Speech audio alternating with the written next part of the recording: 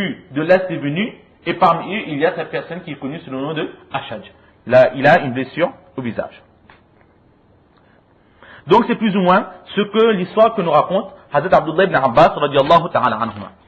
Donc la traduction, il dit en ce sens que le groupe des Abd al-Qais,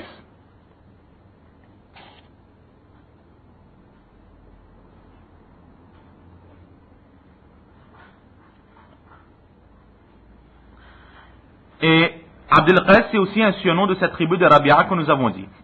Donc il dit que Hazrat Abdullah ibn Abbas radiyallahu ta'ala anhuma, il dit que le groupe ou les gens de la tribu d'Abd al-Qais, lorsqu'ils sont venus voir le prophète sallallahu alayhi wa sallam, le prophète sallallahu alayhi wa sallam les a accueillis. Il dit, qui est ce groupe? Ou encore, qui sont ces gens? Alors ils répondirent que ce sont les Rabi'a, les gens de Rabi'a. Et là le prophète sallallahu alayhi wa sallam de dire, bienvenue à ce groupe, ou bienvenue à ces gens, sans aucun déshonneur et sans aucune tristesse. Ensuite, ces personnes dirent au prophète sallallahu alayhi wa sallam, au prophète d'Allah, nous ne pouvons venir te voir, sinon pendant les Ashhur al-Hurum, les mois interdits. Tout en sachant qu'entre toi et nous, il y a cette tribu des non-musulmans, des Mouzars. Alors, au prophète d'Allah, donne-nous un ordre très clair que nous enseignerons aux gens qui sont restés derrière nous, c'est-à-dire à la maison, et en mettant en pratique cet ordre, nous entrerons dans le paradis, Inch'Allah. Ensuite, ce groupe questionna le prophète sallallahu alayhi wa sallam au sujet des boissons. Et là, le prophète sallallahu alayhi wa sallam leur ordonna 4 choses et il mit 4 interdictions. Le prophète sallallahu alayhi wa sallam ordonna d'emmener la foi en Allah subhanahu wa ta'ala l'unique.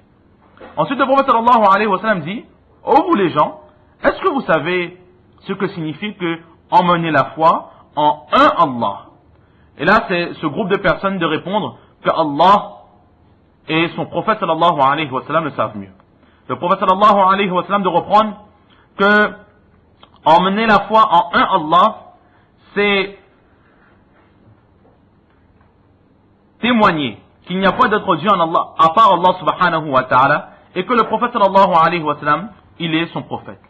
C'est aussi accomplir les prières, c'est aussi donner la zakah, garder le jeûne du mois de Ramadan, et que vous donniez dans le butin de guerre, vous enlevez 1/5.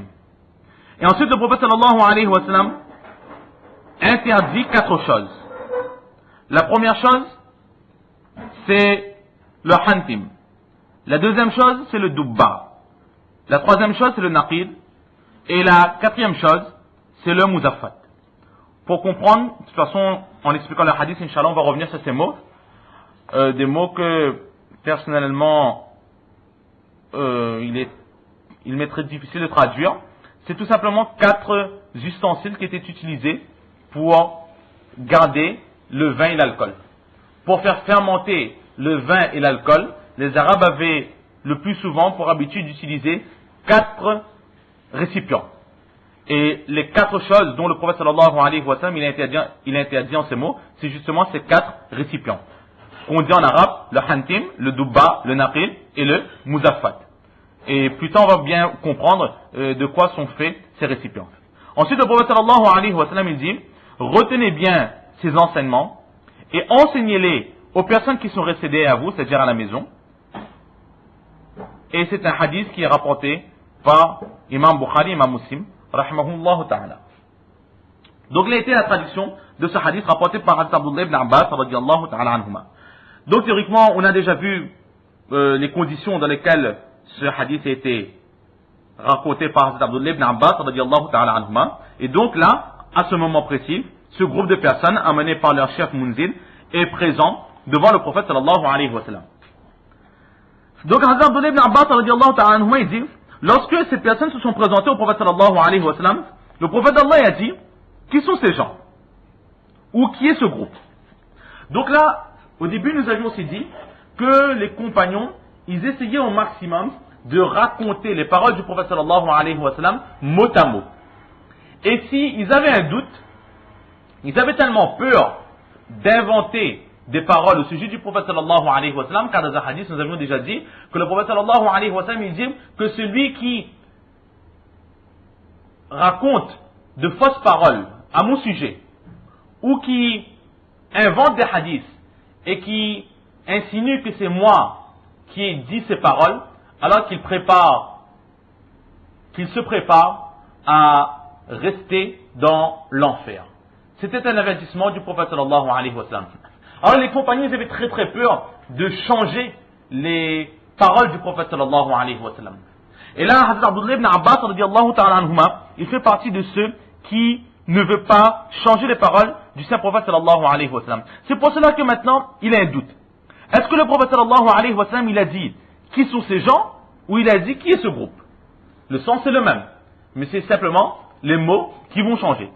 Alors là, Hazrat Abdullah ibn Abbas radiyallahu ta'ala anhuma, il précise clairement qu'il a un doute. Il ne sait plus est-ce que le prophète sallallahu alayhi wa sallam, il a dit qui sont ces gens, ou qui est ce groupe.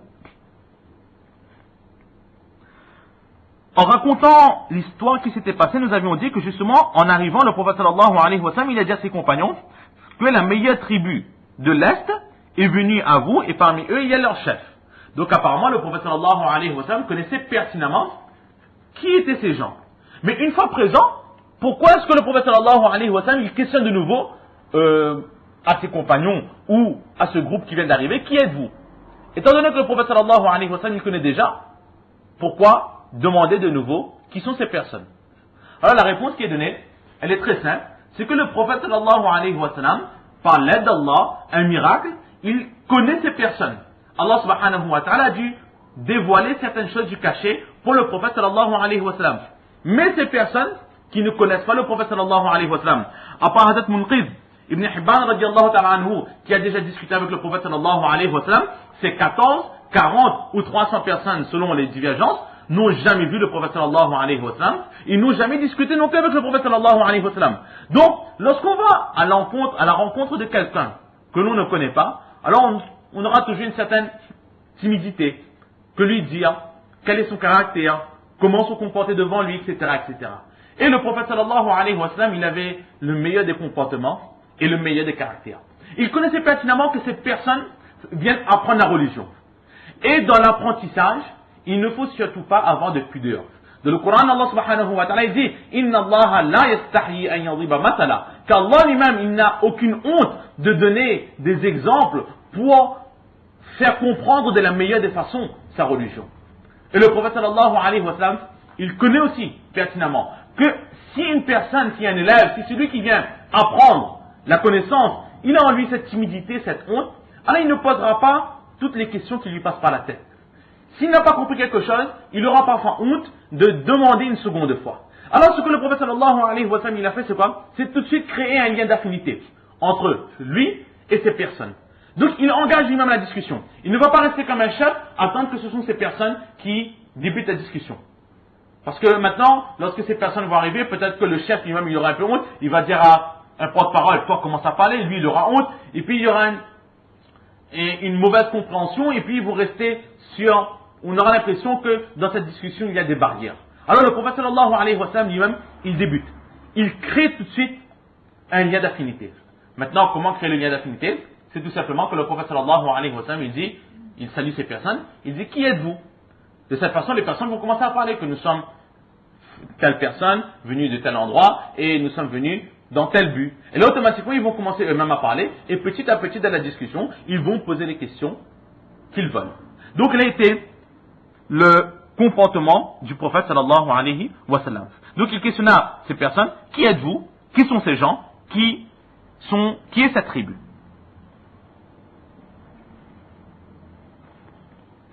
Et là ils ont répondu que ce sont les Rabi'a, les gens de la tribu des Rabi'a.